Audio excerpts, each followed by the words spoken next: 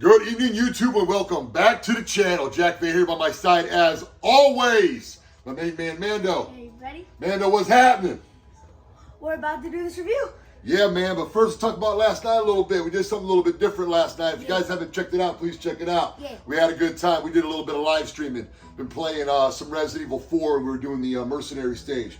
We just walk around blasting zombies, man, having a good time. We're about to do that here in a little bit, too. Yeah. But first, we got to do a toy review. Yeah. What do we got here tonight, Mando? We have Darth Vader's Advanced TIE Fighter. Advanced TIE Fighter. So normally I try to keep it all in the legacy, or I'm sorry, not the legacy collection, that's what this is. I try to keep it all in the vintage collection.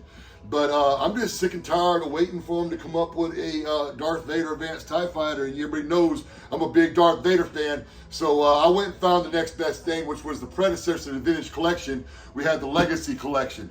So that's what we're going to do tonight, guys. So let's jump right into it. Okay, so starting off with the legacy collection, this packaging isn't bad, guys. But it's almost like a... like when you go into a hospital and see like everything's clean and you got this cleanly version of smell. It's, you know, it's almost like a hospital version of me, man. It just looks real clean and sanitary and squared away. It just doesn't, you know, it looks good. It just doesn't evoke that classic. Too white. Yeah, it's too much white in there, I think is what it is. I mean, I like that classic vintage collection packaging. But this isn't bad, you know. You got a picture of Darth Vader's TIE Fighter in the front. You got some more pictures on the side. And the back is actually different. It shows you some of the features and some other vehicles that come along with this thing. So packaging isn't bad, but it's not something I'm going to keep. I'm probably going to throw this away. I just kept it for the sake of the review. Moving right along. Let's get a look at this bad boy. So right off the bat, guys, I want to say this isn't a brand new vehicle. This was probably made from what I can tell, the power of the forces when I first seen this. I don't know. This thing goes back, but they need to update a version of this. But with that said, this is probably the best version of it. Okay, because you got a few paint apps on here, and you're going to see that it comes with a little typograph on the inside. I'll show you that in a moment. Other than that, this thing looks pretty good. Okay, so let's get right off from the beginning. Let's start off with the front. Here's what I meant to say. Good look at the cockpit. Looks really good. This isn't painted, okay? So this is a molded plastic, but it does have a cool looking color. I don't like the color of this, you know, and I'll show you later on in the comparisons when I bring out some of the vintage collection TIE Fighters.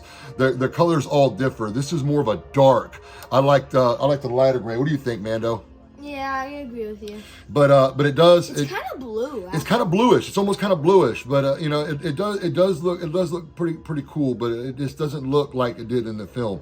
Okay, one of the features here in the front. Let me see. I got to look for the trigger in the back. The guns come in and out, so that's pretty cool. And then Mando, I'll go ahead and let you shoot the missiles. Go ahead. Fire.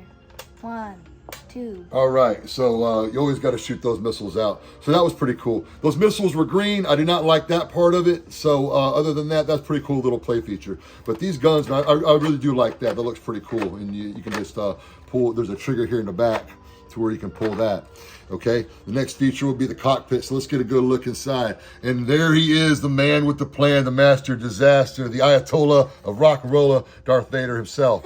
So I got this Vader here, which is from the vintage collection. I believe this is either Rogue One or an Obi-Wan Kenobi. I'm not really too sure. I think it's Obi. It's Obi. So anyway, kind of fits in here, kind of doesn't, guys. So let's look inside the cockpit, show you what I'm talking about.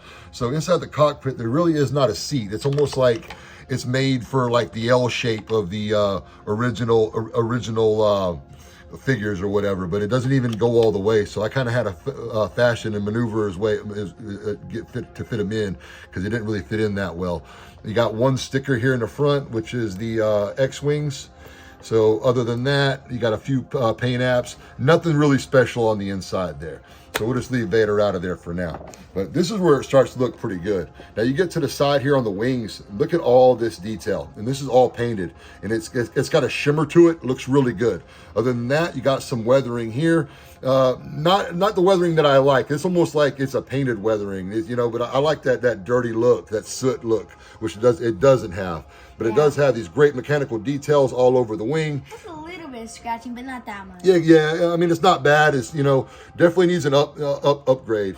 You know, you got a lot of line paneling, a lot of detailing in here. but you really can't see it till you get up close to it because it's not painted in any way. You got a little bit of the weathering paint there. Other side, same as the other. Let's get a good shot at the back here too. So, pretty good looking TIE fighter, guys. Advanced TIE fighter. And as the story goes, they made this one so you could tell which one Vader was during the trench run. So you could identify his ship. So let's get a size comparison, Mando. I got you. Break out some other TIE fighters. I don't think this matches very well. This doesn't match very well. Not at all. So let's get them side by side. Here's well for them. And this is what I'm talking about as far as the paint job. They're all a little bit different. So here in the center, we got the Darth Vader's Advanced TIE Fighter. You can see it's almost like a blue compared to this one here, which is probably my favorite. To me, this is how I remember the. It's like a light gray. Yeah, like a real light gray. This is how I remember them, you know. So this is probably my favorite look, and this is my second favorite look. But you see, all three of them have a different color to them. This one has a darker gray. This one's a little blue. This one's light gray. Yeah. So, what are your thoughts on this bad boy? I like it. It kind of looks weird to me because I never knew that it had this chunky part in the back, but I still like it. Okay, yeah. So, you know, like I said, I'm a big Darth Vader fan. So I'm gonna give this a thumbs up, not a 2 thumbs. I'm gonna give it a single thumbs up because it does need some work. You know, it does need an upgrade. But like I said, it's not a vintage collector, so I'm sure at some point they're gonna do an upgraded version or a new version of this. So if you can get one on a cheap price point, which I did, go ahead. I recommend getting it as a stand-in for now. Maybe some of you guys out there, some of you customizers, are gonna give it a better paint job. I'm not gonna mess with it. I'm just leave it as is. Other than that, Mando, you ready to play some Resident Evil? Yeah. All right, man. So go ahead and take us out tonight. Everybody, may the force be with you. May the sun be in your face and wind be in your back. May the force be with you, guys.